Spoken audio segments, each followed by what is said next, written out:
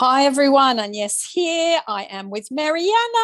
Hello, Mariana. Hi, Agnes. Let everybody know where you are. I know where you are, but let them know. I am in New York, no longer New York City. I'm out of the city. I'm in Westchester County, New York. Beautiful. Still New Yorker at heart. Still a New Yorker, yeah. Yes. Good one. I'm one of Anya's little chickens. What's that? I'm one of your little chickens. One of my little chickens. Yeah, you are. Oh, that's cute. Well, we were talking over the last couple of weeks about getting together and talking about clear it. And that being stuff that's weighing you down, old beliefs, old traumas, old issues, old fears, whatever it is, anxieties. And you said you had some really good stuff to share. So we thought we would share that with the viewers today. So go back to wherever you want to go back to, and then, share where it's helping you all the way up to today. Okay. So for the people that actually follow me, that started following me after I announced myself on an ES channel kind of a while back, know that I have an affinity for wanting to clear things at the same time that we are in our manifesting journey. So let's break it down a little bit more. So we know that the body is the storage for your emotions, right? So your body is your emotional body and is an energetic body because we are all energy. We are energy. We're just energy moving at a very high speed. So we seem solid, but we are not really solid. So when we go through something that is very traumatizing, and everyone, I would think maybe there is less than 1% of people that might not have any traumas. Besides that, I would think everybody else has had some type of trauma. There are different levels, right? There are some that are stronger and harder than others, but you have gone through something. And putting the trauma aside as well, you're still, even without the trauma, you have still been programmed from childbirth, even before then, with limiting beliefs, right? So it's kind of like there's two sides of things. So these two type of things get stored in your body. If you don't know how to express your emotions, or if you don't know how to move that energy through your body, it creates energetic blockages that can manifest into physical illnesses. Besides the physical illnesses, it obviously also manifests as things happening in your reality. So, for example, let's go back because we love the specific person talks. Let's say that you have a trauma or a limiting belief surrounding the fear of abandonment. Let's say that as a child, you felt abandoned by your parents. This could be because of anything. Maybe they just went to work. And as a child, you didn't understand they were going to work. Maybe you internalized it as they left you. When you develop that belief that you were left, then that starts to kind of like snowball, right? It starts to get bigger. And then things will start to manifest in your reality throughout your lifespan that continuously reinforce the belief that you are left, right? It's kind of like a cycle, and it just keeps getting stronger and stronger because it first started when your parents, quote unquote, left you. And then let's say in school, your little friend left you, right? So that's another one. And then it keeps happening. And then you start to like boys, right? Or you start to like girls and they don't like you. So you also feel left. So it keeps on this cycle and it keeps on getting bigger and bigger and bigger. Now, what happens? Now you have decided that you're going to be a conscious creator and you're going to manifest, no longer feeling like you're being left, no longer feeling like you're being abandoned. So you start to affirm, and you start to affirm for your person or affirm for the new reality where you are not left, where you feel like you're not left. And what happens is that the more that you affirm, or the more that you do your techniques, the bigger the resistance starts to get, because you have all of this history, right? All of this huge energetic blockage in your body for years that has been telling you that you have been left. So here you are kind of like throwing affirmations at this monster, right? And it's just creating more resistance for you.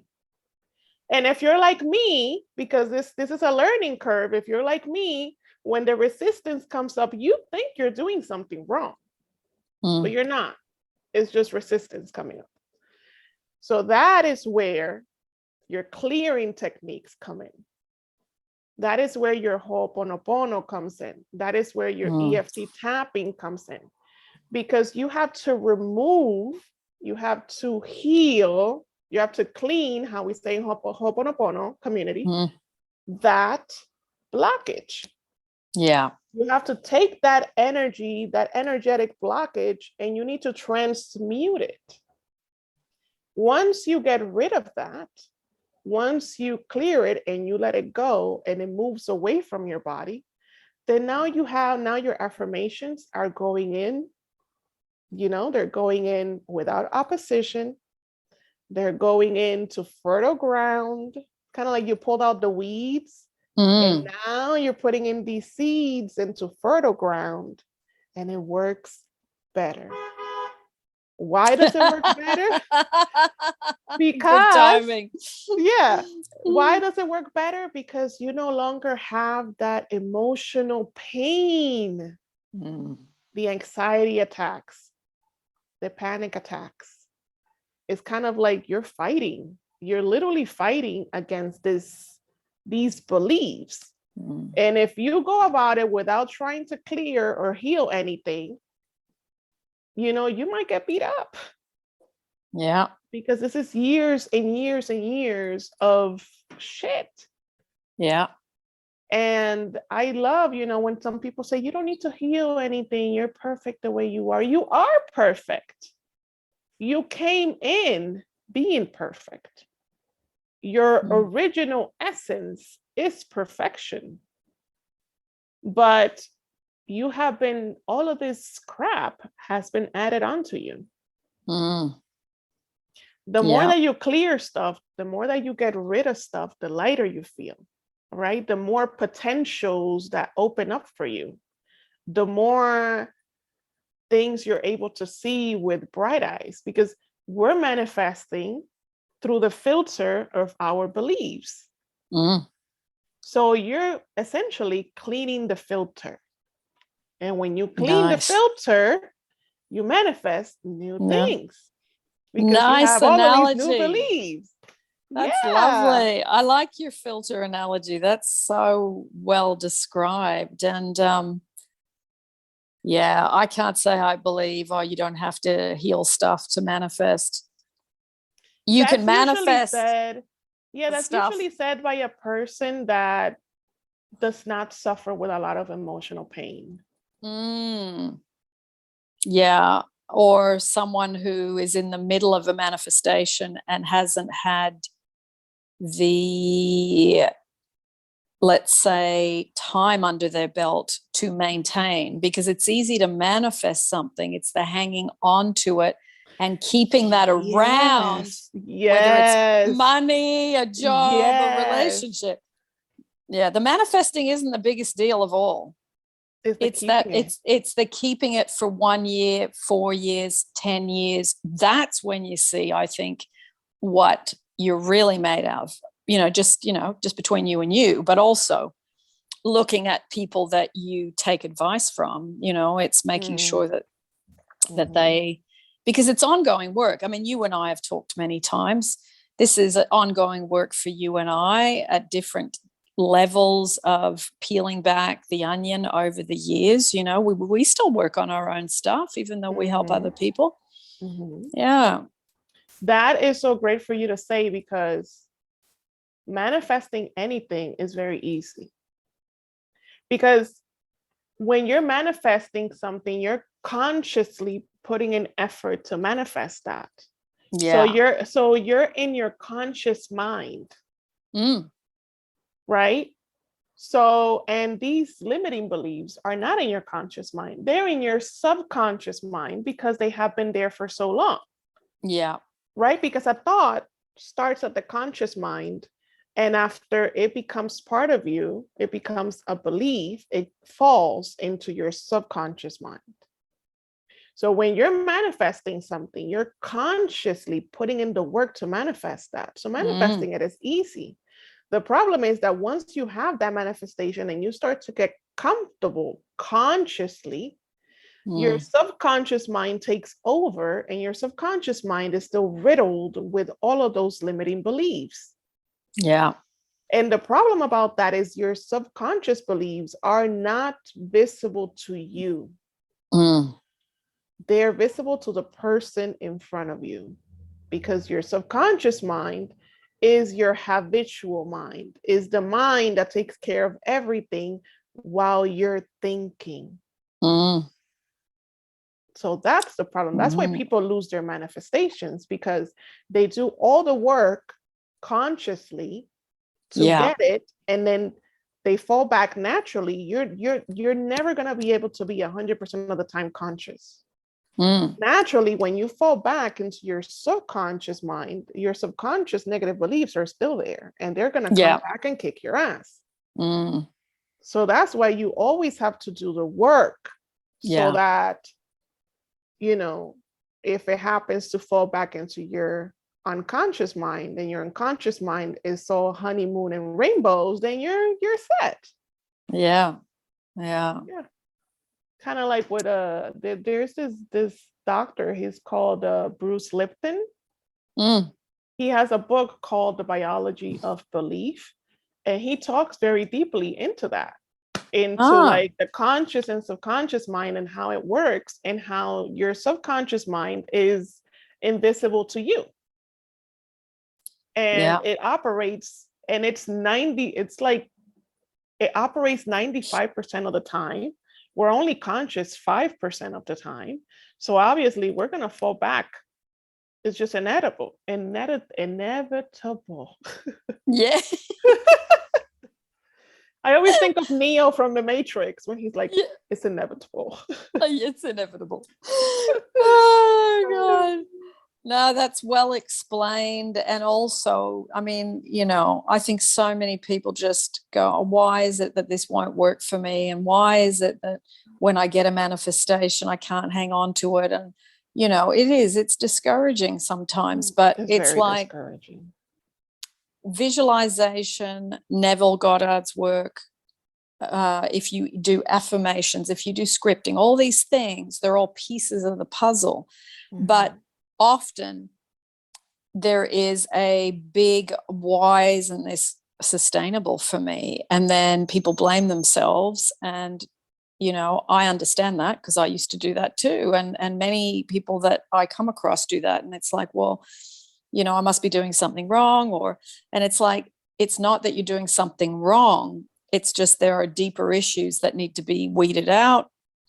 Like you said, you got to clean the filter so that you can then move on to be able to sustain and maintain that amazing job, that amount of money, that SP relationship, whatever it is. And it's like the world is constantly showing you what you still need to work on. And if you can do that with a level of humility, I think, and say, you know what, all of us have got something to work on. And, I can't compare the inside of me to the outside of someone else, because what I see isn't necessarily, what is really going on with that person. So, and this is why these discussions are good, because you can share, this is what I had, this is where I was struggling, money, love, not enough time, not enough money, not enough love. It's usually those three. So, and you and I have talked a lot about how we've transformed different parts of our lives over the years with these particular techniques, especially Ho'oponopono, and for you in particular, EFT as well.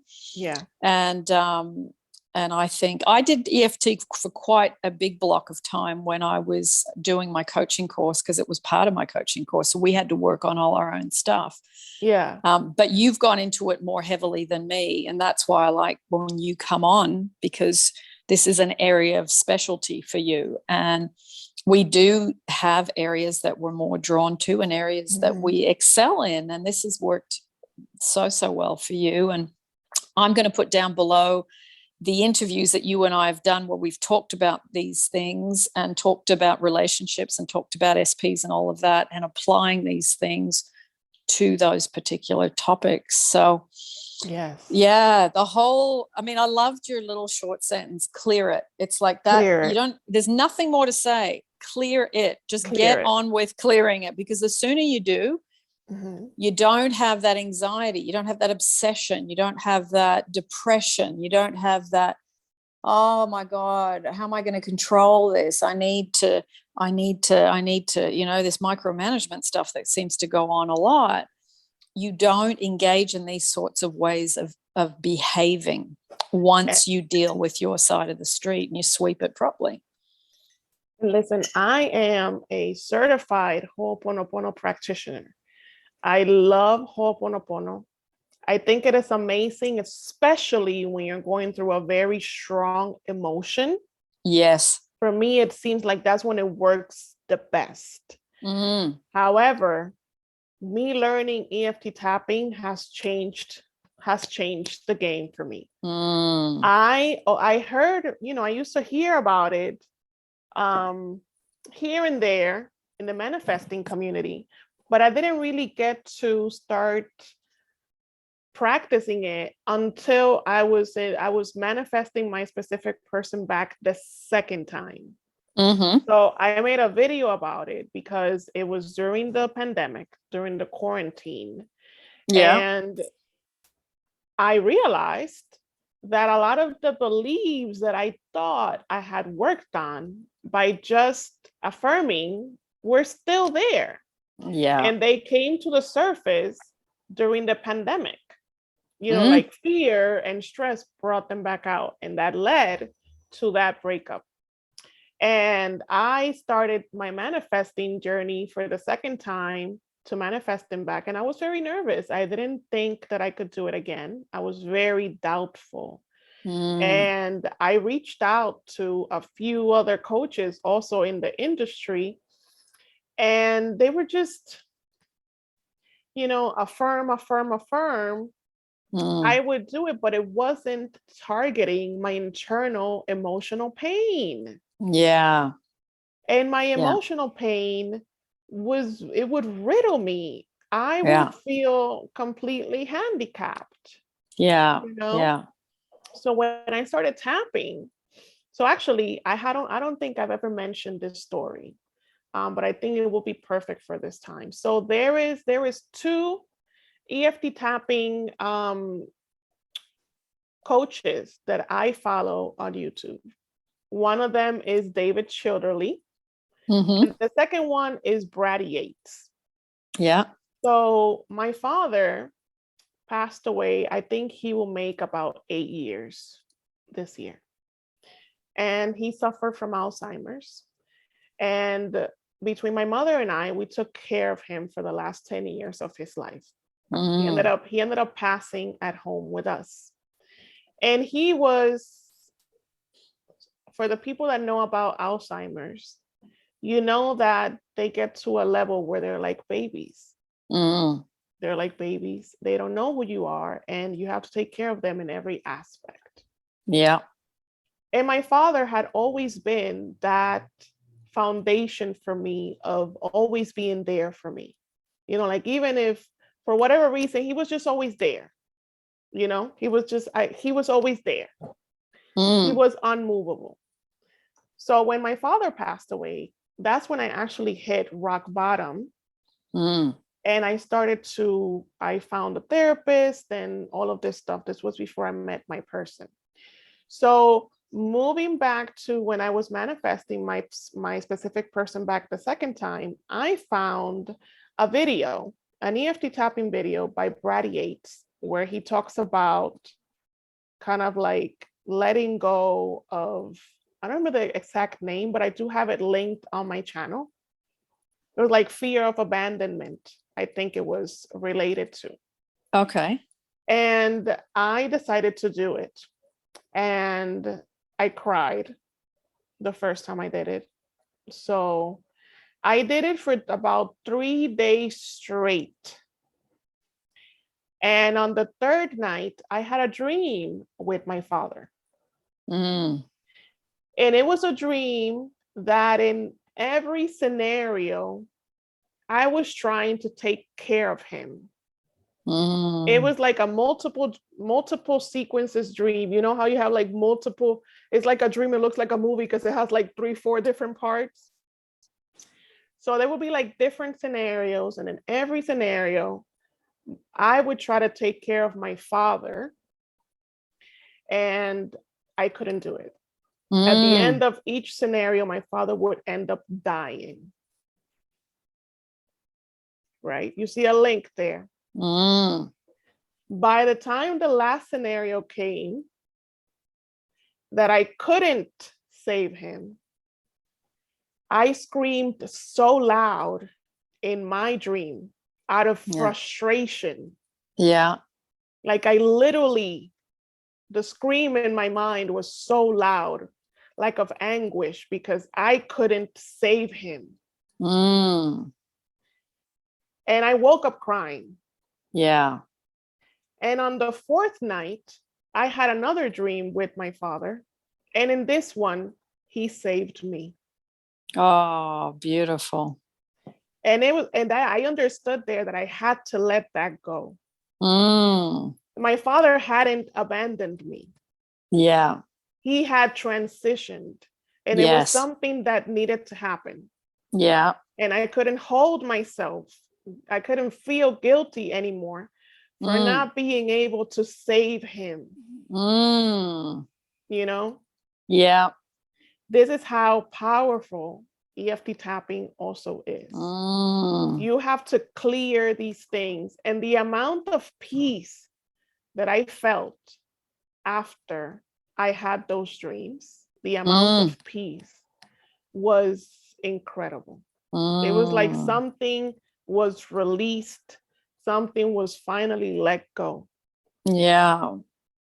And after that, I started tapping, and you go through reactions. You know, you go through like that purging that you go through with Ho'oponopono. Yeah. You also go through that with EFT tapping because your body needs to release it. Yeah. But I saw a major change. It was amazing. So clear it. I will be an EFT tapping practitioner, because that is, I want to be able to share what I've learned. Yeah.